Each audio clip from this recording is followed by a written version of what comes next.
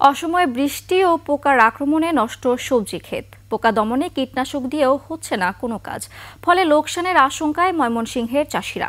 বিভাগীয় প্রতিনিধি আতর রহমান জুয়েলের তথ্যচিত্রে মনোয়ার হুসাইনের desk report. Colour expert, George sap এবং মাইল্ড অন হ্যান্ডস টেকনোলজি সমৃদ্ধ অরিক্স ক্রিস্টাল ওয়াশ আপনার লন্ড্রি এক্সপার্ট। ময়মনসিংহে পোকার আক্রমণে নষ্ট হচ্ছে ক্ষেতের সবজি। চিন্তিত কৃষক, তারা বলছেন কীটনাশক দিয়েও কাজ হচ্ছে না। বৃষ্টি হতে পোকামাকড় একটু বাড়ছে, বাড়ার পরেও আপনার কাছে আমরা বৃষ্টি দিতেছি, দেওয়ার পরে একটু যেমন ধরছে, গাছ মরে যাচ্ছে, পোকামাকড় ধরছে। পোকামাকড় আক্রমণের কারণে ফসল ক্ষতিগ্রস্ত হয়ে যাচ্ছে। সবজি আবাদে খরচ উঠবে কিনা তাই নিয়ে চিন্তিত ভুক্তভোগীরা। 8 কাঠা জমিনে যদি মনে করেন 50,000 যায়, জুলমনটা 30,000 উঠতো না, 30,000 উঠতো না। ধান কিরায় খাই আসছে, খরচ করছে 3 লাখ টাকা।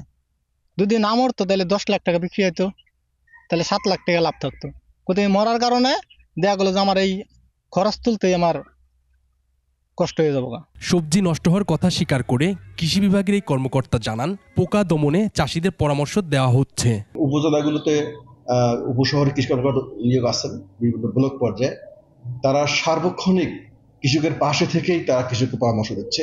এক্ষেত্রে প্রত্যেকটা ইউনিয়নের প্রত্যেকটা ব্লক পর্যায়ে স্কোয়াড টিম গঠন করা আছে। কৃষি সম্প্রসারণ বিভাগের তথ্য মতে জেলায় এবার সবজি আবাদ হয়েছে 7,650 হেক্টর জমিতে।